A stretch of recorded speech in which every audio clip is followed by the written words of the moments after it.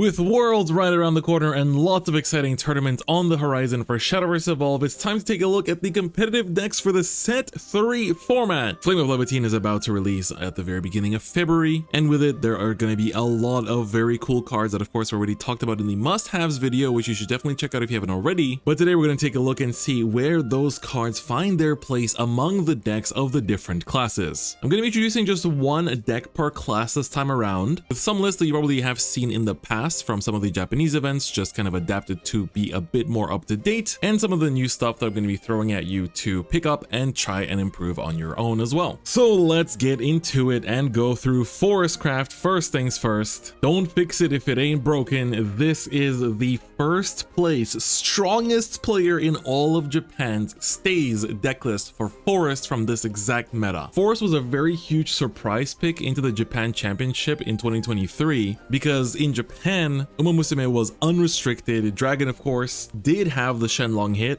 but people like Stay figured out that Forest was a pretty good answer, and we've been seeing from a lot of the last chance qualifiers as well, which I'll delve into in another video, that Forest has been picking up a lot of representation in these tournaments as people have realized that this class has a lot of really strong tools, and it got even more in this new set as well. So you'll probably notice that this is the Silver Bolt version, which basically just deals a huge pool of damage to your opponent's face up to the amount of cards in your hand for 7 cost as a quick spell. We're still running a lot of the core cards of Forest, like Ancient Elf, the good Uma Musume cards that can go face like Silent Suzuka. Ancient Flash, of course, is a very important card in being able to unconditionally bounce something from your opponent's field. I feel like we didn't stress enough how strong bouncing your opponent's followers is in the past, but especially against Goliaths like Dragon, where, you know, they have to spend a whole turn just to play one card sometimes. Being able to answer that with just 4 play points is really huge. But now Forest got even more early game tools in order to deal with opponents' boards, as you might notice from the missing Archer. We instead include a dash of the Fable engine, mostly centering around Flower Princess, a 2-cost 2/3 that puts a fairy into your EX area on Fanfare, but of course if you play her as a 3rd card or more of the turn for combo 3, she puts a Fable counter on herself, and she then can engage herself and remove a Fable counter from herself to select the enemy follower in the field and deal 3 damage. This is really good for fighting for early game boards, especially in this format, where you still have some board presence decks such as Uma Musume, as well as Alice Haven and Hero Sword, so being able to answer their threats is really important. To coincide with that, we have the 1-cost 2/2 actress Feria, who engages herself to put a Fable counter on one of your Fable followers, because normally with the Princess, of course, she does put a counter on herself, but only on combo 3. So on turn 2, that's kind of hard to do. But this way you can play Feria turn 1, Princess turn 2, and then immediately use Feria to put a Fable counter on Princess, and then use Princess's effect to deal 3 damage to one of your opponent's followers that they're playing in the early game. While it does open you up to being traded away after that, these cards do sport some good stats, especially Princess being a 2/3, making it so that if this board is not answered, you can keep redoing this and taking out your opponent's 3 defense followers over and over again. So that's a really important dynamic that has been added to this deck to give it another additional extra early game tool on top of the May, on top of Ancient Elf, and that lets you really build up into the Silver Bolt game plan later down the line. We also have the inclusion of Tweedledee Tweedledum, which is a 2-cost 2/2 that evolves for 1, and on evolve checks the top 4 of your deck for a cost 1 card and adds it to your hand. So this means it's not restricted to just followers. So of course a lot of your good 1-cost followers are also your targets like the Feria, but this also means that you can get Nature's Guidance off of this, and so therefore with over a third of your deck being 1-cost, the chance of hitting from the top 4 is also quite high. This essentially gives this deck a lot more early game tools in order to be able to last into the Silver Bolt game plan, and you can even see it in action from the archive of the Japan Championships, which I'll leave a link to in the description. Moving forward, we have the deck that I played quite religiously during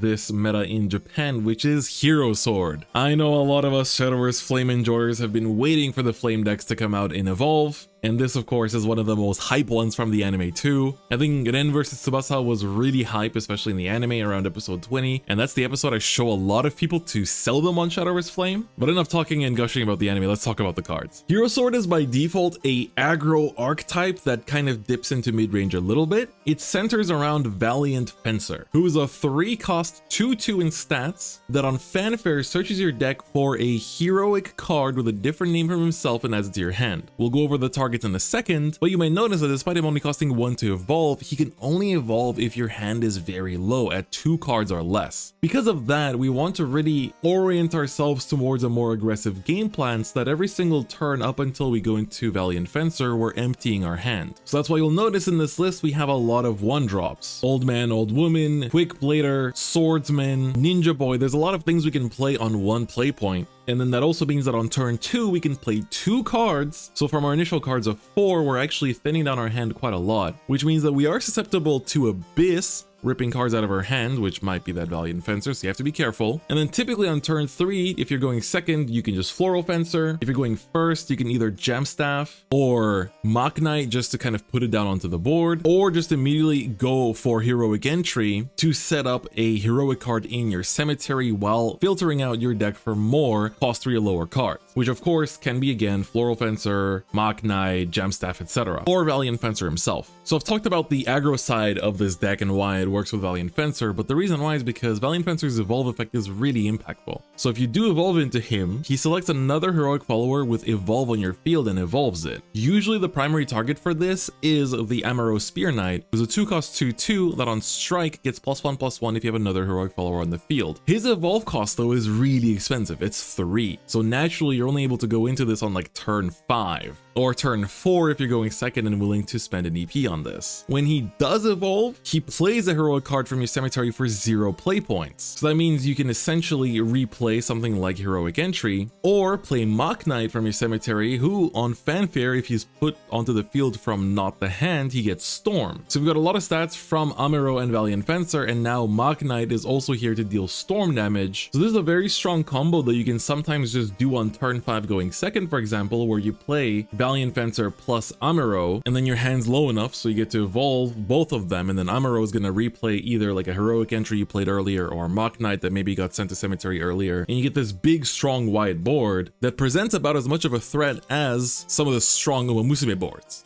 If you're going first, then you're probably waiting until turn 6 unless you somehow played Amaro down early and let him chill on the board for a turn. But usually the opponent will be very much prioritizing that Amaro to take it out of the board because they know that a Valiant Fencer is coming. Emilia, of course, is still a very strong card because, of course, we can play 3 cost or lower cards from our hand for free with her effect, and that also targets our Valiant Fencer too. But again, she's also a good way to take out your opponent's annoying followers as well. The top end is kind of the same as usual. You got your Leonidas, your Alexander, your Albert, your Knight O'Brien, which are all searchable with Gemstaff Commander. And of course, Old Man, Old Woman is your good new aggressive piece. A 1-drop that is a 1/2 with Bane is really good. So just on top of the aggression this provides, it also gives your opponent a threat to worry about. So overall, this deck is just really nice to play. And let me know in the comments if you want an even more in-depth guide on it, because this was my main competitive deck for this format, and I'd be very happy to talk about it even more. Also, if I don't stop myself, this video is going to go on forever. So moving on to the next flame archetype we have represented here for Runecraft, it is Chess Rune. Chess is an archetype that is very popular as well. For those of you that have only started Flame, I'm not going to spoil which character plays chess, but they are also a fan favorite. Chess centers around the card Mystic King. It's a rare board-based archetype for Rune, which I guess together with Earthright does seem to pop up here and there. But Mystic King is a 6-cost 5/5 that costs 2 to evolve, so oftentimes you're only going into it on turn 7 or 8. That allows you to put a chess follower from your field into your cemetery to deal 5 damage to an enemy follower. Of course, this is a once per turn, but if you do evolve into him, he chooses 4 chess followers with different names from your cemetery that cost 4 play points or less and puts them back onto your field. And as you may have noticed from looking at the deck list, we have a lot of chess followers in here. And this kind of functions to the tempo of the deck too. You got your magical strategy spell from the previous set that just on 1 play point makes a pawn token, and once you have that 1 pawn token on the field, you can start doing a lot of things with it. You can play out the 1-drop Rook, which of course, as long as you have a pawn in your EX area, gets +1 defense and ward. This can be combined with Bishop, who puts the pawn into your EX area, and at the end of your turn, deals damage to your enemy leader and also restores 1 defense to you. Then on turn 3 going second or turn 4 going first, you can play Knight, who whenever you play a chess follower gets +1 attack, but if you evolve him for 1 cost, he also summons a magical pawn, so therefore immediately make himself a 5/4. The pawns themselves are great, right? 1 cost 2 ones that are usually spawned out of thin air are really nice. And then the usually going second, turn 4, going first, turn 5 play is Milady, who summons a pawn and puts 1 into your EX area, and if you evolve her for 1,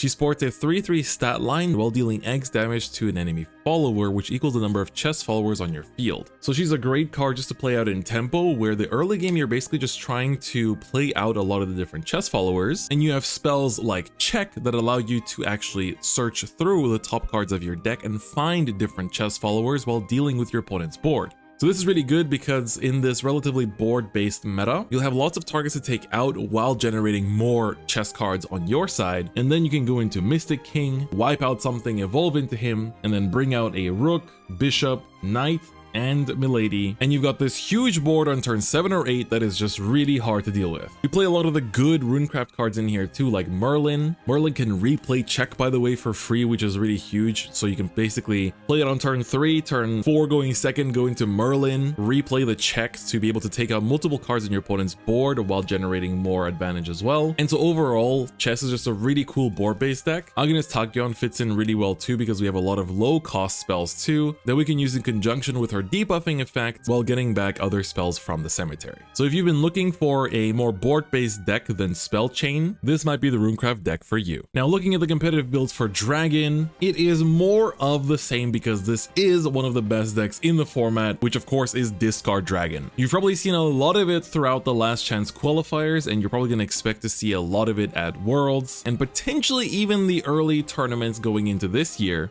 but it still has one new tool which I think is a very big upgrade over Dragon Warrior, which is Draconier. Draconier is one of my personal pet favorites. I'm actually making a heart emoji right now with my hands as I'm talking. Being a 3-cost 3/3 that plays a Draco weapon on Fanfare, which allows you to essentially give an extra defense to one of your followers, is already pretty big, because then you can evolve into him to deal 2 damage to an enemy follower, or 4 if you have another armed follower on board. The Draco weapon gives the armed trait to one of your other followers, so that it's very easy to accomplish by just playing other followers earlier. But there are also times when you want to put the Dra weapon onto himself too to make a 4/5 that doesn't swing. And you'll notice that in this format, we have a lot of cards that do 3 or 4 damage to your opponent's followers. So that way, Draconier is able to barely dodge it and is able to then push a lot of damage to your opponent's face. The early game for Discard Dragon is always about just taking care of your opponent's board while setting up your shrines, and maybe going through a couple bursts of Forte to kind of whittle down your opponent's life. But in general, Discard Dragon is still the same, where it wants to just be putting down big followers that put out as much powerful output onto the game state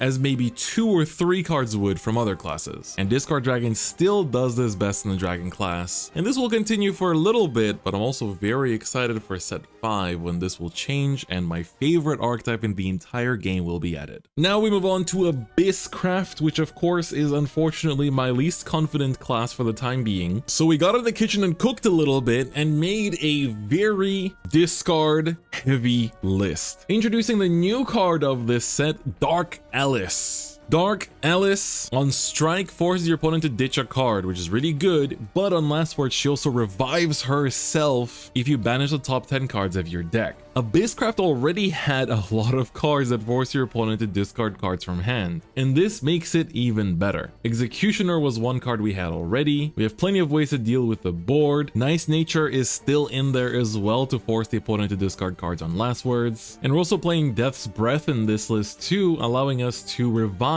some cards we might mill, such as through the effects of Fine Motion or Rice Shower. Abyss also gets one of its best generic cards in this set, which is Demonium. Our 2-cost 2/3 digital friend here has Ward, and on last words restores 2 defense to our leader. You can also give yourself 2 damage to give him Bane once per turn, in case you have something very annoying you want to take out, but of course he doesn't have Rush, so he'll just sit there as a threat. But this is still going to see play for a very long time, and even now in set 8 we still play Demonium. So you have a lot of really cool early advantage cards that help pave the way into the late game Dark Alices. And in particular, as I mentioned before, Hero Sword is going to be a pretty popular deck in this format, and hitting Hero Sword with discard effects can sometimes help them if you don't ditch an important card and they go down to low cards in hand because they had something really heavy in their hand blocking it up. But Because they play with low cards in hand, there's a chance when they're at 2 or 3 cards in hand, they use a discard effect and hit their Valiant Fencer, and suddenly their whole game plan crumbles apart and they just basically have to scoop or pray for the top deck. Exposing one of the most popular decks in the format like that is really, really huge. I think Abyss definitely has a lot of space for innovation. Masquerade Ghost fits really well into more aggressive archetypes that you can build off of from existing aggro Abyss. Alice is a great slot into regular control Abyss too, and we have seen cards such as Furtive Fangs being used in Japanese lists for control Abyss as well. So I generally invite you to just try out a lot of these new cards in various lists, but I think particularly for this meta, this could be a very interesting list to try out under the prediction that Heroic Sword will be very popular, and also the fact that a lot of decks like Forest and Uma Musume like to hoard a lot of cards in hand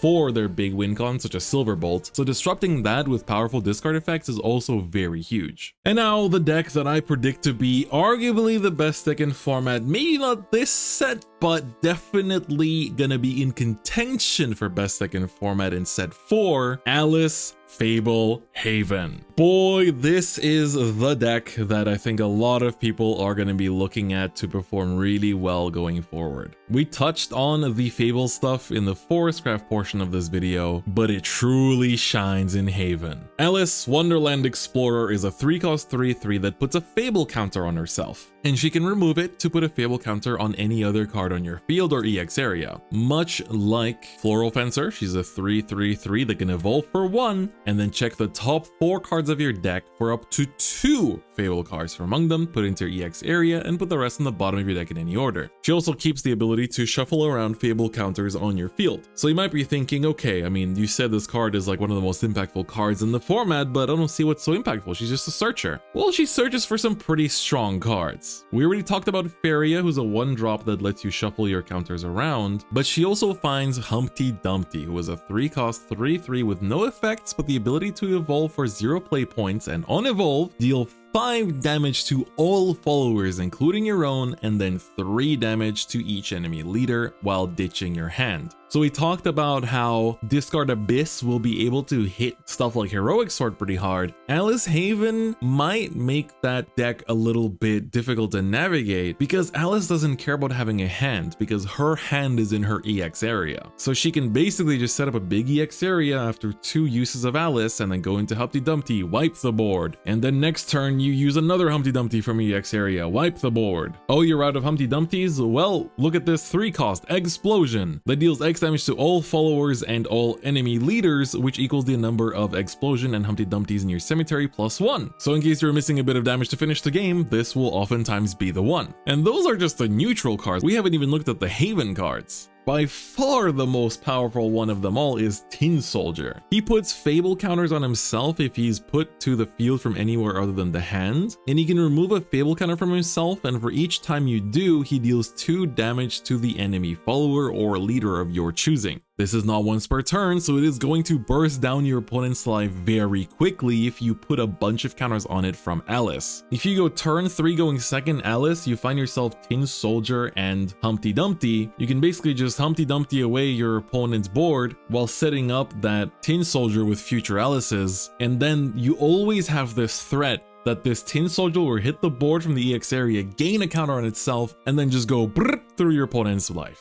This deck also has Recursion with March Hare's Tea Time, this being a top 5 Fable searcher that just plays it onto your field, but also letting you pay 2 and engage this and put it to the cemetery to choose a 3-cost or lower Fable follower from your cemetery and put it onto your field. This will proc Tin Soldier, this can also target Humpty Dumpty, this can also target Alice. They really made this archetype to be the one that takes down Uma Musume once and for all. We also have some nice top end together with Pinion Prince that allows you to choose a Fable card in your cemetery and put it into your EX area and then put a Fable counter on it. So this again works with a Tin Soldier, but even on Evo he is a 5/6 with a sail that can take out your opponent's unengaged followers. Oh, and in case you're getting aggro down and running low on health against something like Hero Sword, just go into a dead and just heal 2 to everything. So as you can see, the amount of cards this has is pretty ridiculous, but you're probably thinking, oh, if I don't have Alice, I mean, this won't even start right. I need to see Alice in order to be able to to find these cards and set up the X area and make sure I'm not dying to my own explosions. Luckily, we have the Haven Amulet, Alice's Adventure, that searches your deck for a Fable card and adds it to your hand on fanfare. So that's just another,